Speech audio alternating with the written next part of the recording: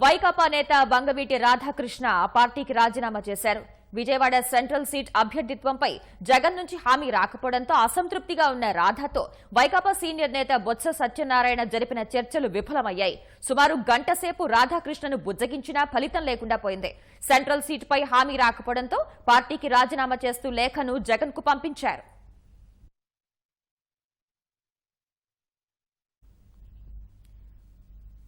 ఇక రాజీనామాకు సంబంధించిన మరింత సమాచారాన్ని మా ప్రతినిధి రమణ రాధా ఇంటి దగ్గర నుంచి ప్రత్యక్ష ప్రసారం ద్వారా అందిస్తారు. కృష్ణా జిల్లాలో వైఎస్ఆర్సీపీకి గట్టి ఎదురుదెబ్బ తగిలింది. జిల్లాలో కీలక నేత, పార్టీ సీనియర్ నేత వంగవీటి రాధాకృష్ణ వైఎస్ఆర్సీపీకి రాజీనామా చేశారు. స్వర్గీయ వంగవీటి రంగా కుమారుడు వంగవీటి రాధాకృష్ణ చాలా కాలంగా వైఎస్ఆర్సీపీలో సేవలు అందిస్తున్నారు.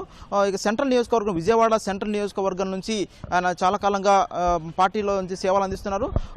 అయితే చాలా ఇటీవల కాలంలో ఈ పార్టీలో జరిగినటువంటి పరిణామాలకు మనస్తాపం చెంది వంగవీటి రాధాకృష్ణ పార్టీ నుంచి వైదొలిగారు.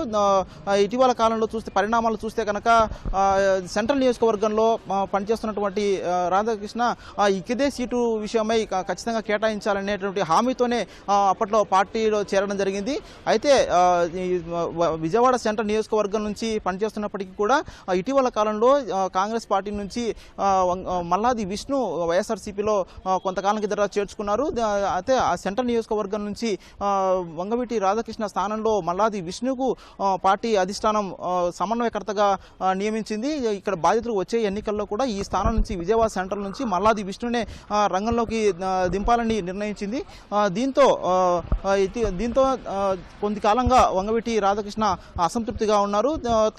తన స్థానంలో మల్లాది విష్ణుని తీసుకోవడం సహా తనకు ఎటువంటి బాధ్యతలు అప్పగించకపోవడం పట్ల కొంతకాలంగా అసంతృప్తిగా ఉన్నారు. దీంతో పార్టీ కార్యాలయంలో జరిగేటువంటి సమావేశాలు కానీ లేదంటే భేటీలకు కానీ పార్టీ కార్యక్రమాలను కూడా కొంత దూరంగా ఉన్నారు. వారి అనుచరులు కూడా అధిష్టానంపై తీరుపై గురుగా ఉన్నారు. ఈ పరిస్థితుల్లో ఇక ఎన్నికలు దగ్గర పడుతుండటం, దీనిపై సెంట్రల్ సీట్ నుంచి ఎటువంటి స్పష్టమైనటువంటి హామీ రాకపోవడంతో అసంతృప్తిగా ఉండి తాళపేట తేల్చుకోవాలని నిర్ణయించుకున్నారు. ఈ విషయమై ఇటీవల జగన్ దృష్టి కూడా తీసుకొచ్చారు. ఖచ్చితంగా విజయవాడ సెంట్రల్ స్థానాన్ని తను కేటాయించవలసిందిగా మరోమారు విజ్ఞప్తి చేసినప్పుడు కూడా అక్కడి నుంచి సానుకూలమైనటువంటి స్పందన రాకపోవడంతో అసంతృప్తితో ఈ పార్టీ వీడాలని నిర్ణయించుకున్నారు. కొద్దిసేపటి క్రితమే వైకాపా అధ్యక్షుడు వైఎస్ జగన్కు తన రాజీనామా లేఖను పంపించారు.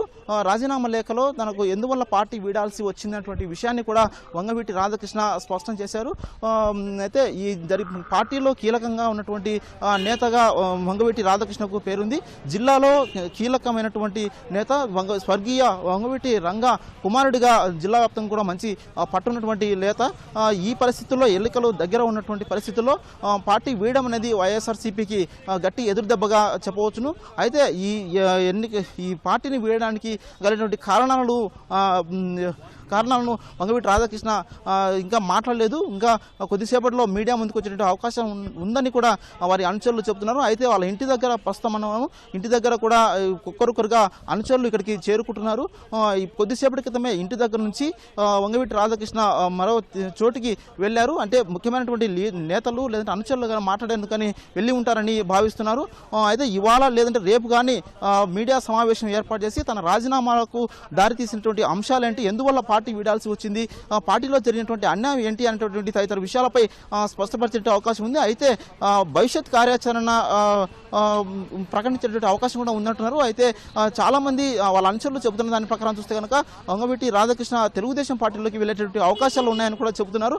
ఇప్పటికే కీలక నేతలు కూడా ఈయనతో సంప్రదింపులు జరిపారు. పార్టీలోకి రమ్మని కూడా ఆహ్వానించినట్టుగా వారి అనుచరులు చెబుతున్నారు. ఈ దిశగా అక్కడ నుంచి అక్కడ తెలుగుదేశం పార్టీలో చేరేటువంటి విషయమై కూడా స్పష్టత వచ్చిన తర్వాత మీడియా ముందుకు వచ్చి భవిష్యత్ కార్యాచరణ నిర్ణయించేటువంటి అవకాశం ఉంది. ఇది విజయవాడలో ఉన్నటువంటి తాజా పరిస్థితి. Over to studio.